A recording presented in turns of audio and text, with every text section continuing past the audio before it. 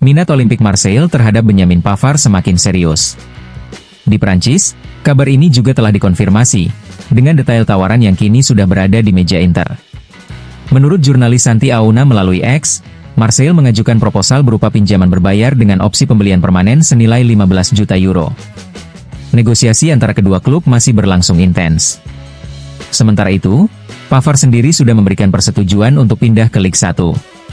Sang juara dunia 2018 itu siap menerima tantangan baru bersama Marseille, tinggal menunggu kesepakatan final antara kedua pihak. Situasi ini membuat masa depan Pavard di Inter semakin terbuka, dengan Marseille yang terus menekan agar transfer segera rampung sebelum jendela bursa berakhir.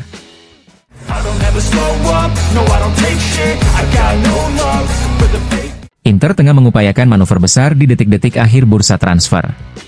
Menurut La Gazzetta dello Sport, Nerazzurri berencana melepas Benjamin Pavard ke Olympique Marseille, namun bukan dengan formula pinjaman, melainkan penjualan permanen.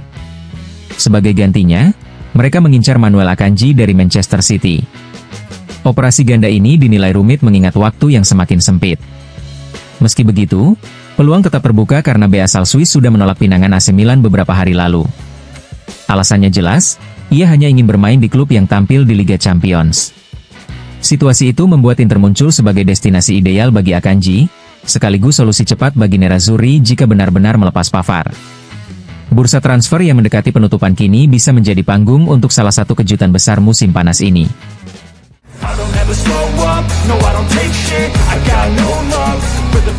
Kabar kepindahan Manuel Akanji ke Inter membuat media sosial ramai, namun di balik itu muncul juga perkembangan terkait masa depan Benjamin Pavard. Fabrizio Romano melaporkan bahwa Olympique Marseille terus menekan pihak Inter untuk bisa merekrut bek asal Prancis tersebut. Kendala utama saat ini terletak pada formula transfer. Giuseppe Marotta bersedia melepas Pavard dengan skema pinjaman disertai kewajiban pembelian permanen. Akan tetapi, Marseille hanya mau mengajukan pinjaman dengan opsi pembelian, tanpa kewajiban. Meski demikian, Pavard sendiri sudah memberikan lampu hijau untuk pindah ke Prancis. Juara dunia 2018 itu siap bergabung ke Marseille dengan status pinjaman hingga Juni 2026. Klub Liga Prancis tersebut bahkan telah melayangkan tawaran resmi berupa pinjaman sampai akhir musim, lengkap dengan opsi tebus permanen serta komitmen menanggung gajinya. Kini keputusan akhir ada di tangan Inter, apakah akan menerima tawaran Marseille atau tetap bertahan dengan syarat awal yang telah ditetapkan manajemen.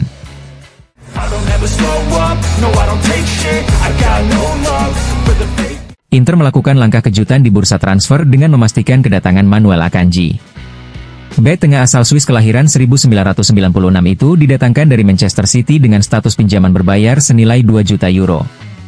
Kesepakatan mencakup opsi pembelian permanen seharga 15 juta euro, yang bisa berubah menjadi kewajiban jika terpenuhi syarat tertentu, yaitu Akanji bermain minimal 50% pertandingan musim ini dan Inter berhasil meraih Scudetto. Seperti dilaporkan Fabrizio Romano, sang pemain langsung menyetujui kepindahan dan kini dijadwalkan menjalani tes medis sebelum menandatangani kontrak. Kehadiran Akanji akan menjadi tambahan penting bagi Christian Chivu, yang kini memiliki opsi baru untuk memperkuat lini belakang Inter yang syarat pengalaman namun membutuhkan energi segar. Sebelumnya, Akanji juga sempat didekati AC Milan, namun ia menolak tawaran tersebut karena ingin tetap bermain di Liga Champions. Inter memanfaatkan peluang tersebut dengan cepat, menghadirkan bek tangguh yang diyakini dapat memberi kontribusi besar sepanjang musim.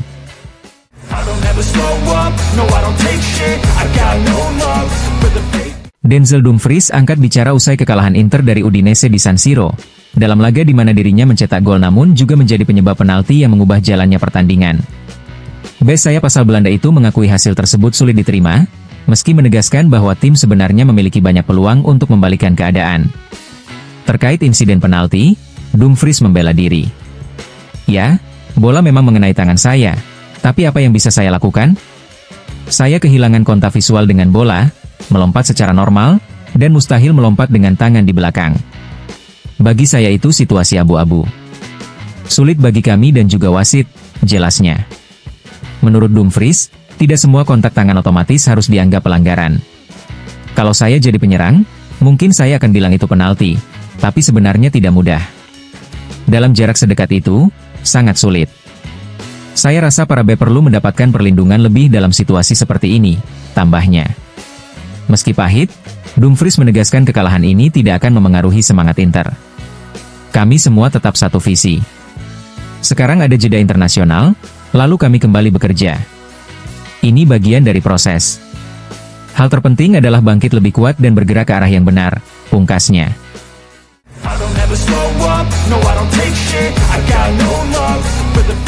Inter Milan harus menerima kenyataan pahit setelah tumbang di kandang sendiri melawan Udinese pada giornata kedua Serie A. Menurut Corriere dello Sport, kekalahan ini memperlihatkan kembali kelemahan lama yang belum teratasi, yaitu rapuh di lini belakang dan terlalu banyak peluang yang terbuang. Penampilan impresif saat menghancurkan Torino di pekan perdana ternyata hanya ilusi. Kali ini, Inter justru kehilangan arah setelah unggul lebih dulu. Mereka memberi ruang bagi lawan untuk bangkit, dan meski memasukkan 4 penyerang di babak kedua, serangan balik yang dibangun justru kehilangan ketenangan dan berubah menjadi permainan terburu-buru. Bahkan jika hasil imbang sempat diraih, esensinya tak akan banyak berubah. Masih terasa bahwa Inter kekurangan bek berkualitas yang bisa jadi pilihan utama, sementara di lini depan mereka membutuhkan pemain yang mampu menusuk pertahanan lawan dan menciptakan peluang secara mandiri. Harapan itu sempat disandarkan pada Lookman, namun hingga kini belum terwujud. Malam buruk di San Siro ini menjadi peringatan dini bagi pasukan Nerazzurri. Pekerjaan rumah mereka masih panjang jika ingin benar-benar bersaing di papan atas.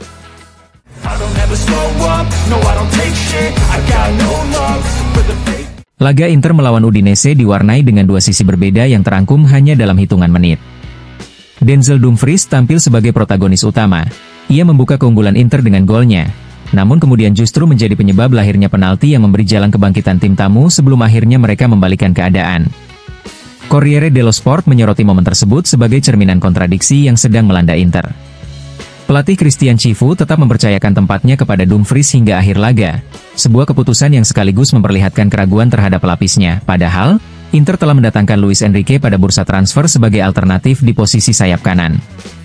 Namun, ex-pemain Olimpik Marseille itu baru tampil 4 menit melawan Torino dan kini kembali hanya menjadi penonton dari bangku cadangan. Meski bisa bermain juga di sisi kiri, jelas momen bagi Enrique untuk unjuk gigi masih belum tiba.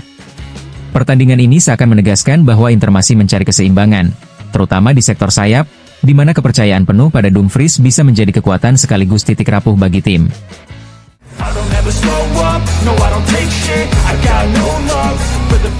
Sebuah analisis tajam datang dari legenda hidup, Arrigo Sacchi. Menurutnya, musim Serie A kali ini mungkin bukan yang paling indah secara estetika, namun sudah terbukti menjadi kompetisi yang sangat seimbang dan sulit ditebak sejak awal. Fakta bahwa tim promosi Cremonese secara mengejutkan memuncaki klasemen dengan poin sempurna, membuktikan bahwa di Italia, setiap tim punya kesempatan untuk bersinar.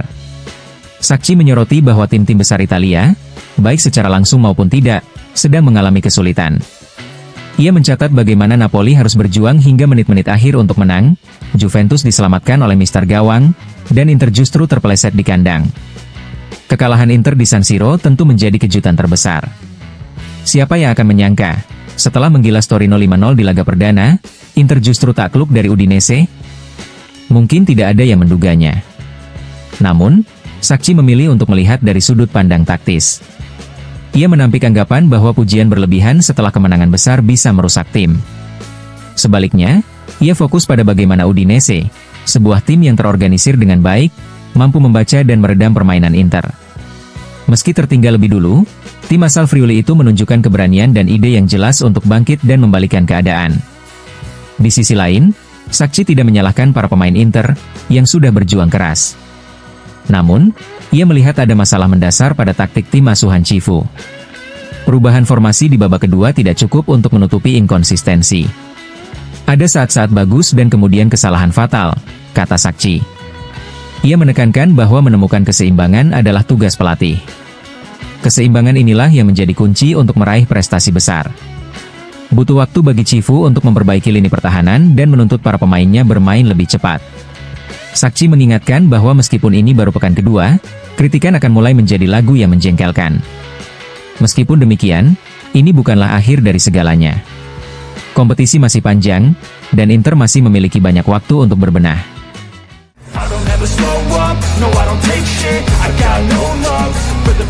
Usai kekalahan Inter dari Udinese, legenda Nerazzurri Giuseppe Bergomi memberikan analisis tajam di Sky Calcio Club. Menurut mantan kapten Inter itu, Inter saat ini kehilangan identitas yang dulu ditanamkan Simone Inzaghi. Inter tidak pernah menjadi yang terkuat, tapi yang paling pintar. Inzaghi membuat tim ini bermain bagus, enak dilihat. Sekarang Cifu harus bisa masuk ke kepala para pemain. Saya tetap berpikir bahwa bursa transfer kali ini tidak mendatangkan pemain inti. Tim semakin menua dan harus memulai lagi. Tahun ini akan jadi tahun yang sulit, ujar Bergomi.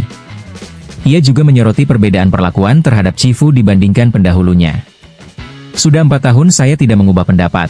Jika langkah-langkah yang dilakukan Cifu ini dilakukan Inzaghi, ia pasti langsung diserang kritik.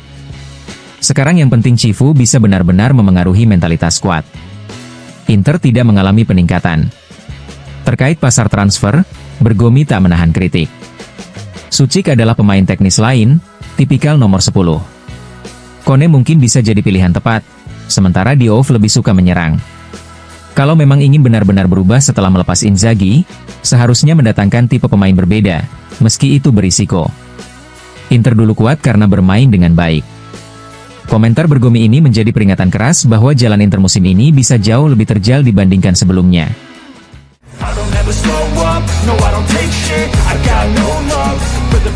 Usai kekalahan 1-2 dari Udinese di San Siro, mantan pelatih Inter, Andrea Stramaccioni, memberikan analisanya di DAZN. Ia menilai kemenangan tim tamu bukanlah kebetulan, melainkan hasil dari pendekatan taktis yang tepat. Udinese datang ke San Siro dengan menyiapkan pertandingan yang cerdas, mampu mencegah Inter mengalirkan bola ke pemain-pemain kuncinya. Mereka juga mendominasi lini tengah, ujar Stramaccioni. Pelatih yang pernah menukangi Nerazzurri itu juga menyoroti perubahan sikap tim setelah unggul lewat gol Denzel Dumfries. Setelah gol 1-0, saya melihat ada penurunan intensitas dari Inter. Padahal di babak kedua mereka sudah menunjukkan sikap yang benar dan kembali mendominasi.